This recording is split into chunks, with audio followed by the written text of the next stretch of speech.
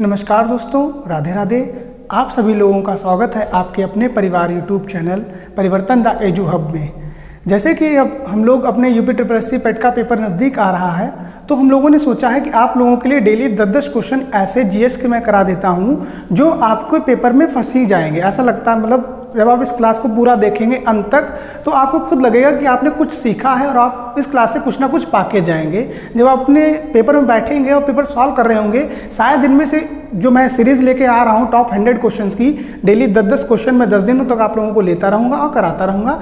और जब आप पेपर देने जाएंगे तो आपको खुद लगेगा कि हाँ, कहीं से मैंने कुछ तो पढ़ा है अच्छा सा जो पेपर में फंस रहा है। तो शुरू करते हैं बिना किसी देरी के। और पहला क्वेश्चन को हम लोग देखते हैं, क्या है कि शासकों को सही काल क्रमानुसार लगाइए। यानी जो शासक भारत में आए हैं उनको उनके क्रम के अनुसार लगाना है। और ध्यान रखिएगा, जो मैंने ये क्वेश्चन उठाए हैं ये सभी आपके प्रीवियस ईयर में आए हुए हैं। तो मैं पहले आपके प्रीवियस ईयर को सॉल्व कराऊंगा, फिर उनसे रिलेटेड जो भी क्वेश्चन बनते हैं उन्हें कराता हूँ। तो देखता हूँ क्या है। शासक को सही काल क्रमानुसार लगाइए। पहला नाम है शेरशाह सूरी, दूसरा नाम है अकबर, तीसरा नाम है इल्तुतमिश और चौथा नाम है आपका अलाउद्दीन खिलजी। जैसे आप देख रहे होंगे, शेरशाह सूरी जो आपका सूरी वंश का संस्थापक था भारत में, अकबर आपका मुगल वंश से संबंधित है, इल्तुतमिश आपका गुलाम वंश से संबंधित है और अलाउद्दीन खिलजी आपका खिलजी वंश से संबंधित है। तो शुरू करते हैं। जैसे पहला आपका दिया शेरशाह सूरी, तो इनको आप कैसे लगा सकते हैं। तो शेरशाह सूरी का अगर आप काल मतलब देखोगे कब तक रहे हैं, तो ये रहे आपके 1240 से लेके 1245 तक। ठीक। अगर आप अकबर की बात करेंगे तो 1556 से लेके 1605 तक। अगर आप बात करेंगे इल्तुतमिश की तो ये आपके रहे हैं 1210 से लेके 1226 तक। लेकिन आप अगर बात करेंगे अलाउद्दीन खिलजी की तो ये इनका 20 वर्ष का शासन था आपका 1326 तक, यानी 1290 से लेके 1316 तक। ठीक, 1290 से लेके 1316 तक। अब आप अपने अकॉर्डिंग देख लीजिए यहाँ पे आप 1540 कर लीजिएगा। 1240 नहीं होगा क्योंकि शेरशाह सूरी ने आपके बिलग्राम युद्ध में हराया था हुमायूं को। ठीक है, उसके बाद से ही जो मुगल हुमायूं थे वो यहाँ से भाग गए थे और शेरशाह सूरी ने सूरी वंश की स्थापना की थी। तो 1540 से 45, 56 से 1605, 1210 से लेके 1226 और 1290 से लेके आपका 1316। तो आप लगा लेंगे तो सबसे पहले कौन आएगा? इल्तुतमिश आएगा। उसके बाद कौन आएगा? आपका अलाउद्दीन खिलजी आएगा। उसके बाद कौन आएगा? शेरशाह सूरी आएगा। और उसके बाद में कौन आएगा? अकबर आएगा। यानी इल्तुतमिश, पहले गुलाम वंश, फिर खिलजी वंश, उसके बाद मुगल आता है, लेकिन अकबर की बात की गई है तो शेरशाह सूरी और फिर आते हैं आपके अकबर। क्लियर हो गया ना आपको? ठीक। ध्यान रखिएगा, अलाउद्दीन खिलजी खिलजी वंश से था जबकि इल्तुतमिश आपका गुलाम वंश से था। इसके बारे में एक पॉइंट और ध्यान रखिएगा, ये आपके कुतुबुद्दीन ऐबक का गुलाम एवं दामाद दोनों था। समीक्षा अधिकारी में एक बार प्रश्न आया हुआ है कि किसे गुलाम का गुलाम कहा जाता है, तो इल्तुतमिश को गुलाम का गुलाम कहा जाता है। ठीक है, आगे चलते हैं। निम्न में से कौन सा संत शिवाजी के समकालीन थे? क्वेश्चन पूछा गया ना, शिवाजी जो आपके मराठा थे, तो पूछा गया हम लोगों से वो उस समय के जो कौन ऐसे संत थे जो शिवाजी के समकालीन थे। तो इसका जो आंसर रहेगा आपका तुकाराम। जो तुकाराम थे संत, ये आपके शिवाजी के समकालीन थे। आगे आते हैं। आपका नेक्स्ट क्वेश्चन जो है, बंगाल के प्रथम गवर्नर जनरल कौन थे? ये क्वेश्चन हमेशा डाउट करता है और इम्पॉर्टेंट भी रहता है हर एग्जाम के लिए। आपके जितने भी वनडे एग्जाम होते हैं, सभी वनडे एग्जाम के लिए ये क्वेश्चन थोड़ा सा इंपॉर्टेंट रहता है क्योंकि कुछ चीज़ों में कन्फ्यूजन रहती है। बंगाल का पहला गवर्नर जनरल कौन था, बंगाल का अंतिम गवर्नर जनरल कौन था, भारत का पहला गवर्नर जनरल कौन था और भारत का अंतिम गवर्नर जनरल कौन था, भारत का पहला वायसराय कौन था और भारत का अंतिम वायसराय कौन था। तो देख लेते हैं आज। तो इसका जो क्वेश्चन आंसर रहेगा हमारा वो वॉरेन हेस्टिंग रहेगा। थोड़ा समझ लीजिएगा कि बात है 1773 का जो चार्टर एक्ट आता है, 1757 प्लासी का युद्ध, 1764 बक्सर का युद्ध। इन दोनों युद्धों के बाद में ये क्लियर हो जाता है कि भारत में सिर्फ एक ही शक्ति यानी अंग्रेज जो हैं वो शासन करेंगे। तो वहाँ से एक चार्टर एक्ट आता है सन 1773 में, और जो इस समय यहाँ पे होता है बंगाल में, इसका नाम होता है वॉरेन हेस्टिंग। इसे क्या बना दिया जाता है? बंगाल का प्रथम गवर्नर जनरल। ठीक, किस एक्ट के द्वारा? 1773।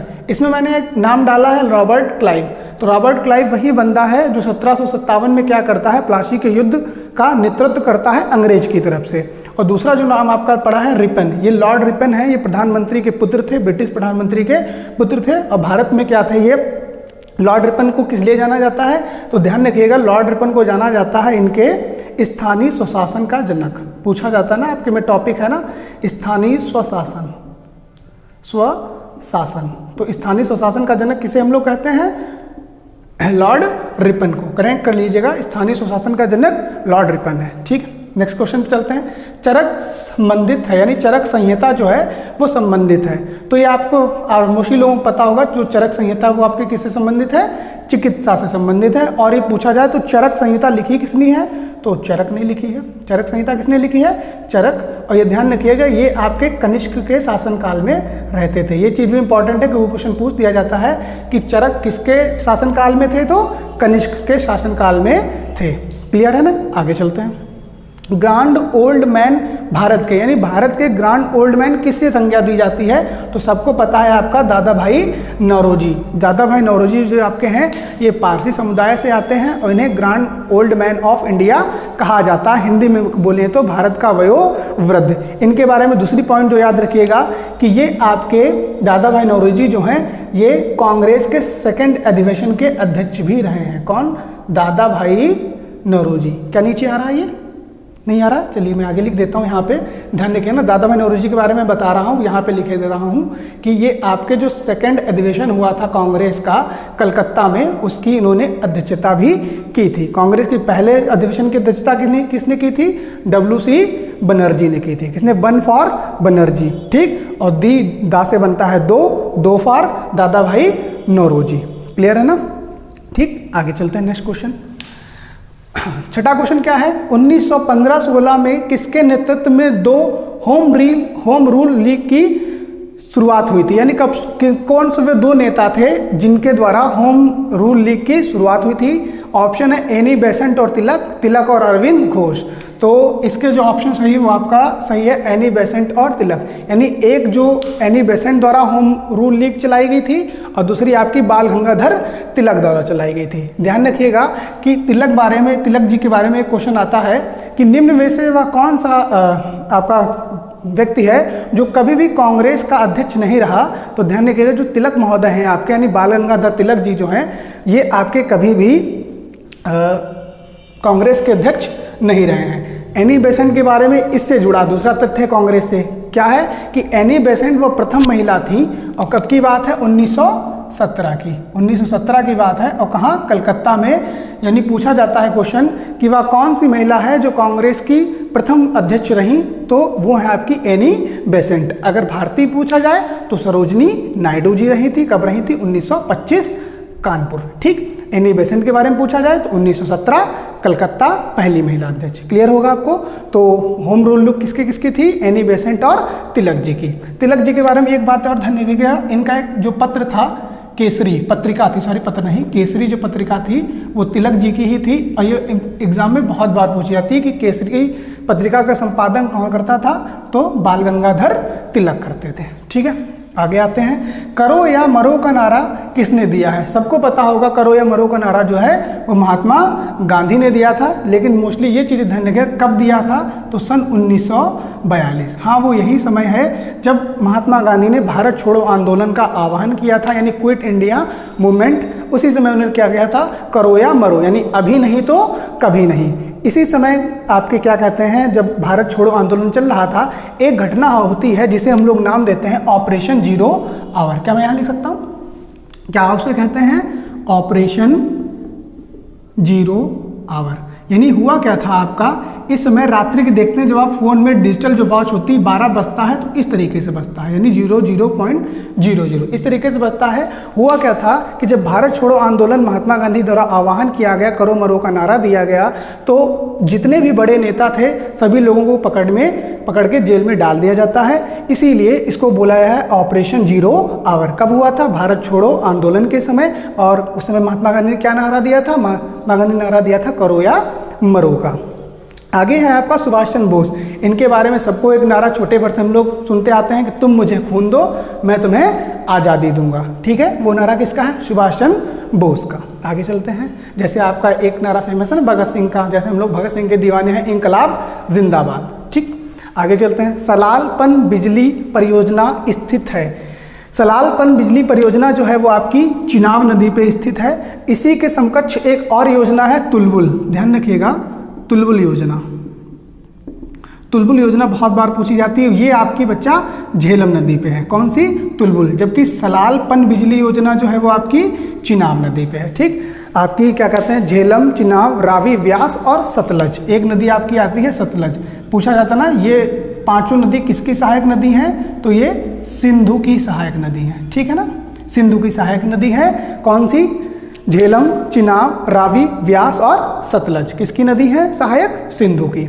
आगे चलते हैं। राजस्थान में खेतड़ी किस लिए प्रसिद्ध है? राजस्थान वालों खुश हो जाओ। ठीक है, आपका क्वेश्चन आ गया। राजस्थान में खेतड़ी किस लिए प्रसिद्ध है? जस्ता, इस्पात, तांबा या एल्युमिनियम। हाँ, जो कॉपर है आपका इसी के लिए प्रसिद्ध है। कौन? राजस्थान में खेतड़ी। ठीक है, आगे चलते हैं। काजीरंगा राष्ट्रीय उद्यान कहाँ स्थित है? मध्य प्रदेश, असम, पश्चिम बंगाल या केरल? तो काजीरंगा राष्ट्रीय उद्यान आपका असम के लिए फेमस है। और ध्यान रखिएगा यहाँ पाया जाता है एक सींग वाला गेंडा। एक सींग वाला गेंडा क्वेश्चन बहुत बार पूछा जा चुका है कि एक सींग वाला गेंडा कहाँ पाया जाता है? तो काजीरंगा राष्ट्रीय उद्यान कहाँ है आपका? असम में। असम में आपका एक और है, ध्यान रखिएगा, मानस।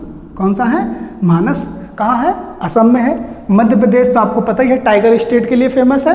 ठीक है, हालांकि सबसे ज़्यादा जो टाइगर है वो केरल में है, लेकिन मध्य प्रदेश को टाइगर स्टेट के रूप में जानते हैं। यहाँ एक अंतर है, सिर्फ एक का अंतर है, ध्यान रखिएगा। केरल में सबसे ज़्यादा टाइगर हैं, लेकिन टाइगर स्टेट कौन सा है?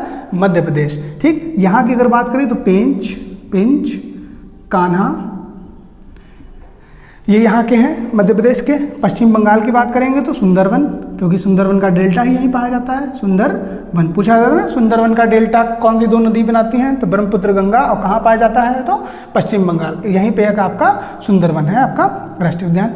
केरल में आप बात करोगे तो पेरियार, पेरियार। ठीक, और दूसरा जो आपका फेमस है पराम्बिकुलम। कौन सा है? पराम्बिकुलम। तो ये हमारे कुछ टॉप 10 क्वेश्चंस थे। उम्मीद है आप लोगों को ये पसंद आए होंगे, और मैंने जो इसके आसपास की डिटेलिंग बताई है वो भी बहुत ज़्यादा इम्पॉर्टेंट है। और आप लोगों का बहुत ज़्यादा धन्यवाद कि आप लोगों ने हमारा जो कंटेंट है हम लोगों का उसे पसंद किया है। और आज के शुभ दिन पे हम लोगों के 1K यानी 1000 सब्सक्राइबर पूरे हुए हैं, जिसमें आप लोगों का बहुत ज़्यादा योगदान है। आप अपना ऐसा ही प्यार हम लोगों के साथ बनाए रखिएगा।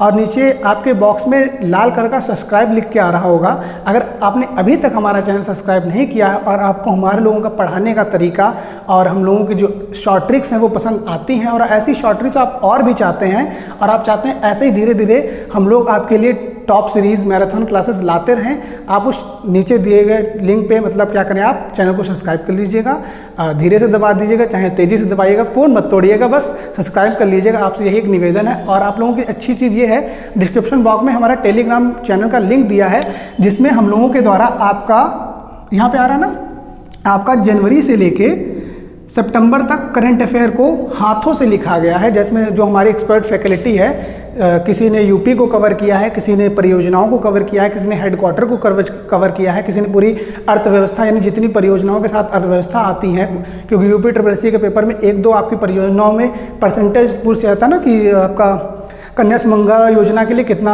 वर्ष है, कितने परसेंटेज है। इस टाइप का जितना भी करंट अफेयर है, हैंड रिटन नोट आपको हमारे टेलीग्राम चैनल पे मिल जाएगा। अपना प्यार ऐसे ही बनाए रहिए। सभी को धन्यवाद।